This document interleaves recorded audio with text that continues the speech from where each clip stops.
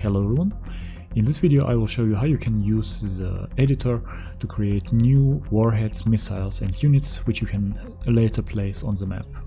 To do this you have to go to the blueprints menu, and here you will find the different types of objects that you can create. Let's start with the warheads. Here you have the list of warheads that are available already, and if you click on one of them, you will be able to set the yield, fission fraction, reliability and mass of this warhead.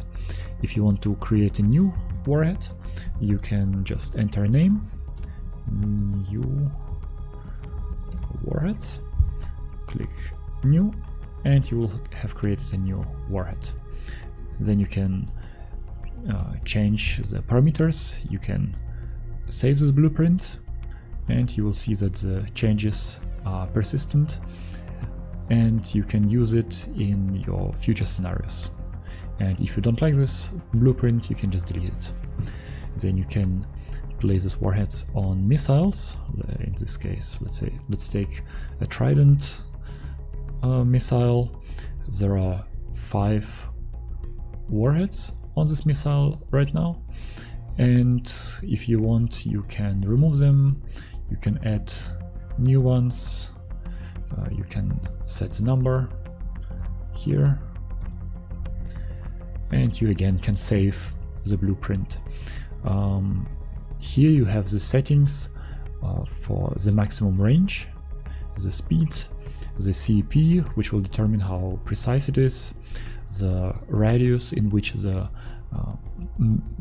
independent reentry vehicles can land around the first assigned warhead, reliability, apogee, how high it will fly, and the mass. However, the mass is not really used at the moment.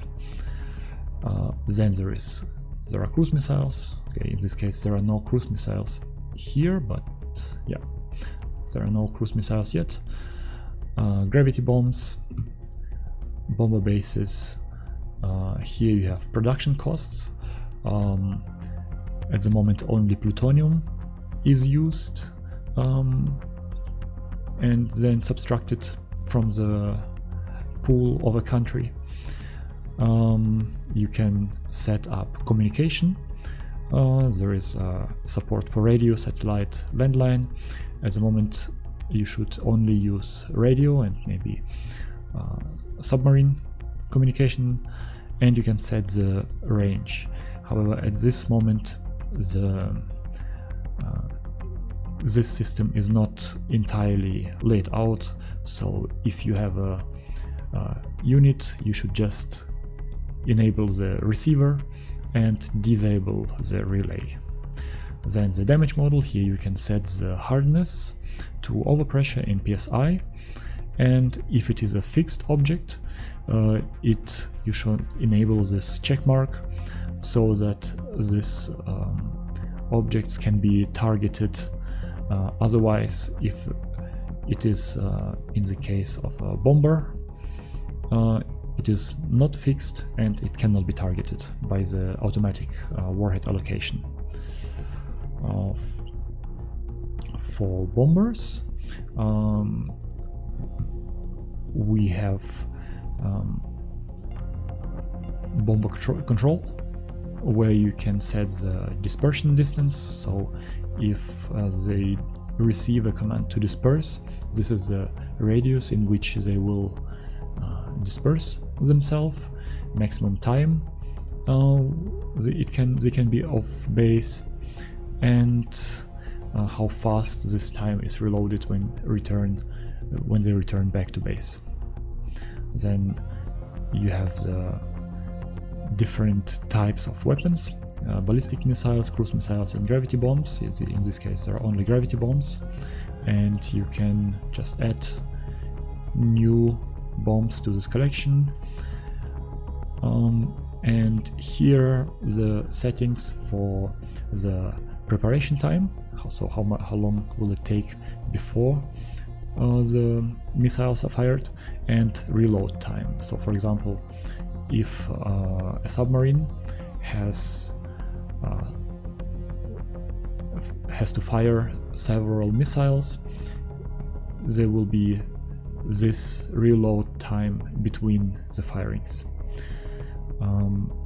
Then we have the carrier platform.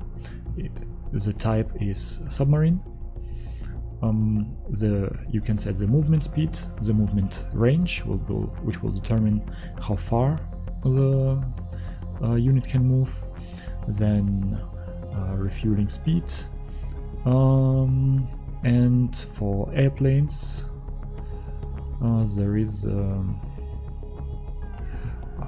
movement altitude and the altitude climb length. So this is a length it will take for the aircraft to climb to the cruise altitude.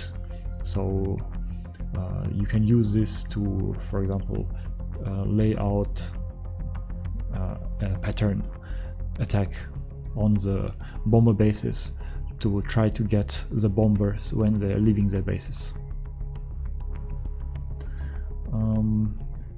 Then we have communication relays, which shouldn't be used at the moment. We have leaders, which do not have any special settings, but each country needs a leader placed somewhere at least once in order to channel all the orders, like attack orders, through them, otherwise it will not work. Then we have mobile bases,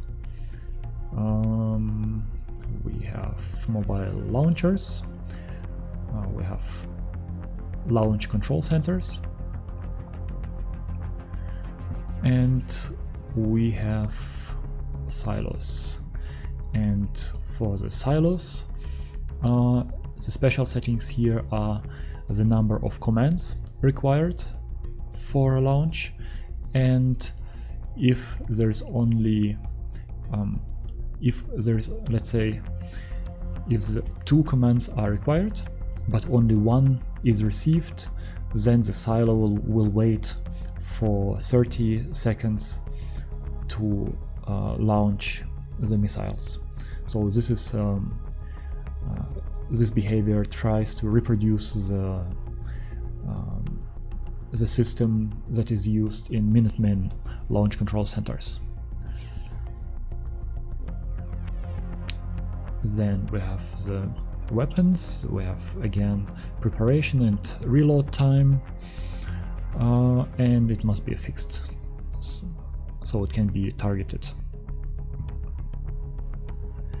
Then we have submarine bases, which don't have any unique properties, and we have submarines, which have the setting for dispersion distance, which is the range in which the submarines will disperse from their bases if they receive the dispersion order, the maximum time of base in days after which they will return back, and the time and the speed with which this time is reset at the base when they return back.